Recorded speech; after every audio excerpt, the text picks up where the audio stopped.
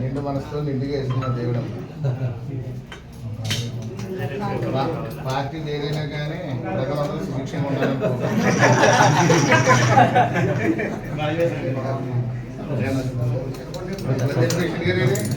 ముందు రావాలి పార్టీ మీటింగ్లు కడుపులో పెట్టుకోకండి.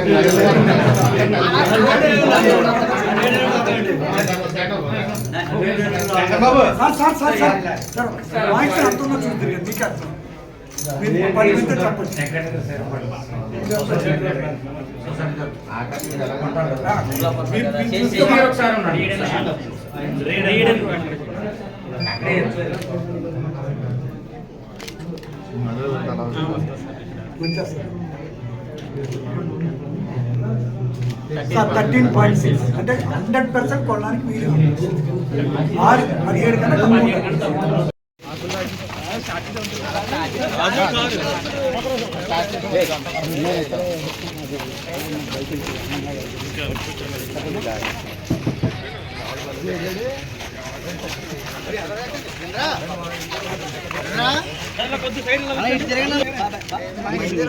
బయలుదేరం వచ్చేద్దాం.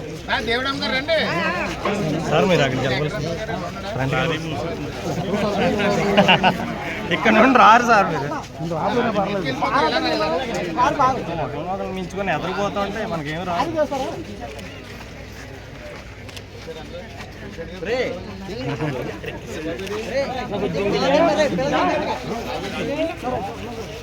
ఇప్పుడు ఎక్కడికి వెళ్తావా అడ్డు పూలతో అది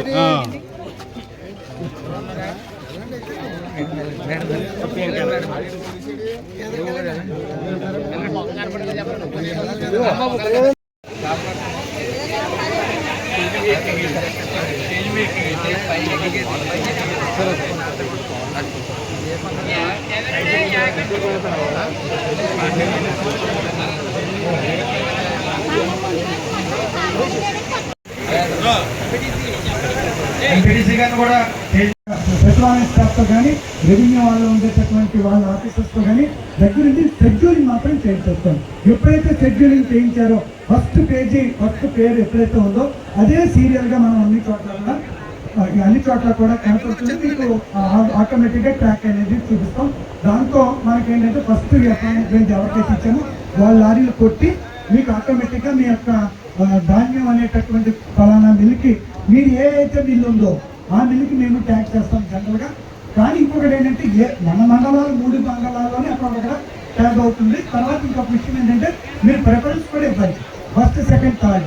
అది దాంట్లో ఏ విధంగా అయితే మేము పంపిస్తామో దానికి ఆ మిల్కి ట్యాగ్ అవుతుంది. కాబట్టి మీరు దాన్ని ఆ ఉద్దేశంతో మీరు చెప్పుకొని వీలైనంత వరకు దగ్గరగా ఉన్న మిల్స్ మీరు ట్యాగ్ చేసుకున్నట్లయితే మీకు తొందరగా అంటే గంటలో మీరు మిల్లుకి వెళ్ళిపోయేటట్టుగా మీరు ప్లాన్ చేసుకోండి.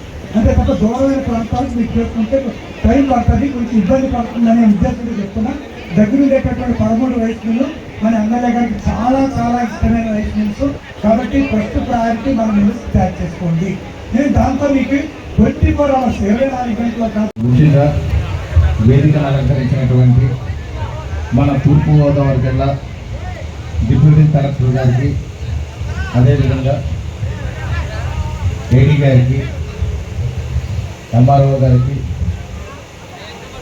రిటైర్డ్ డిఎస్పీ మరియు మా సీనియర్ నాయకులైన కడల వెంకటేశ్వర గారికి, ఈ గొల్లెదుపాలెం గ్రామ సర్పంచ్ గారికి, ఎంపీటీసీ గారికి, ఈ కార్యక్రమాన్ని వీక్షించినటువంటి అధికారులందరికీ మరియు ఈ గ్రామ పెద్దలకు, పరిసర ప్రాంత ప్రజలకు అందరికీ కూడా పేరు పేరున హృదయపూర్వక నమస్కారాలు తెలియజేస్తున్నాను. ఇది ఒక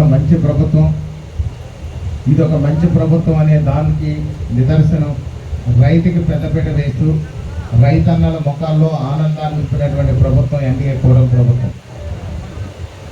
మనం అధికారం చేపట్టే నాటికి 1678 కోట్లు సుమారుగా ధాన్యం రైతుల బకాయిలు ఉండిపోతే మన ప్రభుత్వం ఏర్పడిన వెంటనే 1000 కోట్ల రూపాయల నిధులను ఇమీడియట్గా విడుదల చేసి ఈ ప్రభుత్వం రైతుల పట్ల ఉన్నటువంటి బాధ్యత, రైతుల పట్ల ఉన్నటువంటి ప్రేమాభిమానాన్ని చాటుకున్నటువంటి ప్రభుత్వం మన ఎన్డీఏ ప్రభుత్వం ఈ సందర్భంగా తెలియజేస్తున్నాను. అదేవిధంగా చూస్తే మిగిలినటువంటి 678 కోట్లు కూడా రెండో విడతగా కూడా చెల్లించి మరొకసారి ఇదొక మంచి ప్రభుత్వంగా చూపించినటువంటి ప్రభుత్వం ఇది.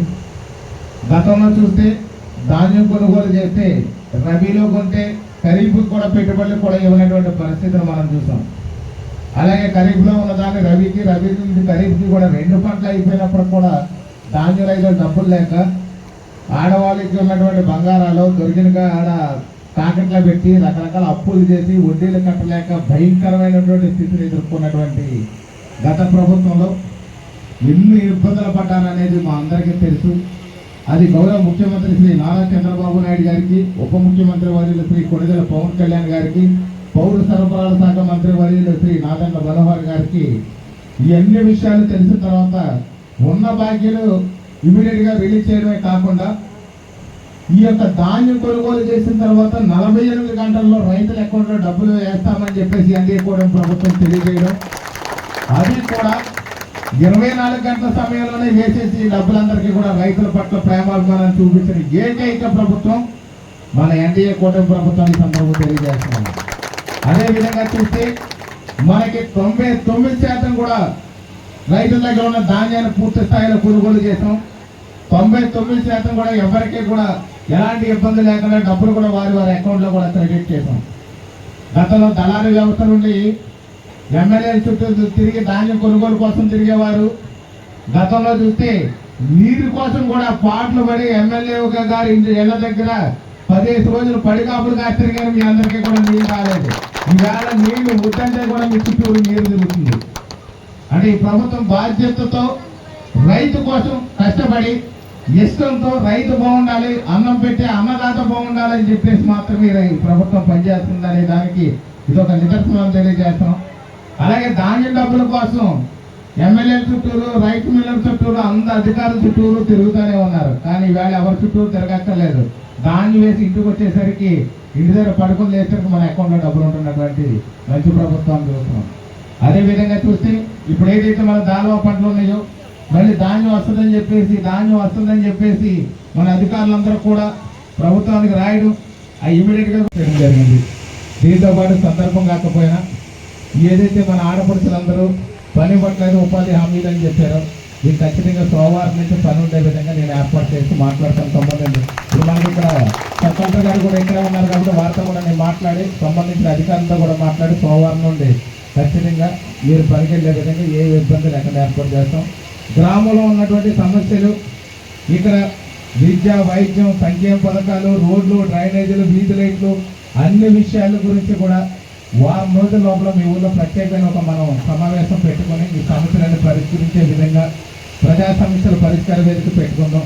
ఈ యొక్క ధాన్యం కొనుగోలు కోసం వచ్చాం కానీ ఎంతవరకు మాట్లాడుతున్నాం. దయచేసి ఎవరు అన్యత భావించొద్దని చెప్పి మీ అందరికీ మరొకసారి తెలియజేసుకుంటూ ఈ కార్యక్రమం ఏర్పాటు చేసిన అధికారులకు, ఈ గ్రామ పెద్దలకు అందరికీ పేరు పేరున హృదయపూర్వక ధన్యవాదాలు తెలియజేస్తున్నాను.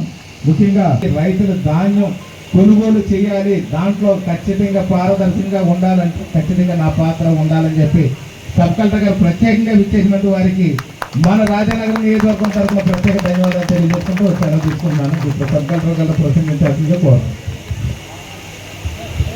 సంతోషంగా ఉంది. ఏదైనా గెలుపుకి కారణము అవేర్నెస్, అంటే ప్రజలకి తెలియాలి. మీరు ఇంతమంది పార్టిసిపేట్ చేయడమే చాలు, ఖచ్చితంగా ఈ ప్రోగ్రాం అనేది సక్సెస్ అవుతుంది. మీకు ప్రతి ఒక్కరి గింజకి ఆ ధాన్యం గవర్నమెంట్ అనేది ఖచ్చితంగా కొనుగోలు చేస్తుంది. సిటిజన్ అవేర్నెస్ అనేది చాలా ముఖ్యము. మీకు ప్రతి ఒక్కరికి తెలియాలి అసలు ఏం జరుగుతుంది, ఎలాంటి స్కీమ్స్ వస్తున్నాయి.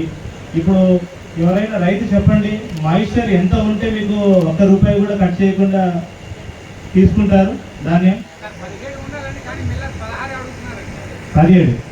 17 అనేది ఉండాలి. అది ప్రతి రైతుకు తెలియాలి. ఇక్కడే మన దగ్గర మాయిశ్చర్ మీటర్ ఉంది. మీ ధాన్యంని మీరే వచ్చి చెక్ చేసుకోవాలి. చెక్ చేసుకున్న తర్వాత అది 17 ఉందంటే ఆ మిల్లరు మీకు ₹1 కూడా కట్ చేయకూడదు. అది మీరు అప్పుడు మీ వాయిస్ని రైజ్ చేయొచ్చు. ఇలా ప్లస్ బోనస్ సంచులు ఇష్యూస్ లాస్ట్ టైం వచ్చాయని IVRS కాల్స్లో తెలిసింది. అంటే ఫోన్ కాల్ ద్వారా మీకు ఫోన్ చేసినప్పుడు మీరు రెస్పాన్స్ ఇస్తున్నారు. IVRS కాల్స్లో బోనస్ సంచులు బాగాలేవు. రెండవ పాయింట్, మిల్లర్ సర్వీసెస్ పొందాలనేసి ఒక వాట్సాప్ గవర్నెన్స్ ఒక నంబర్ ఇచ్చున్నారు. అది ఎంతమందికి తెలుసా? నంబర్ చెప్పండి. ఎవరికి తెలియదు, అది తెలుసుకోవాలి. 9552300009 కానీ మీ క్యాస్ట్ సర్టిఫికేట్ కానీ ఇన్కమ్ సర్టిఫికేట్ కానీ మీరు ఏ సర్వీసెస్ అయినా ఈవెన్ కరెంటు బిల్లు కానీ మీరు వాట్సాప్ నుంచే కట్టచ్చు. మీరు ఇంటి నుంచి బయటికి అడుగు పెట్టాల్సిన అవసరం లేదు. మీరు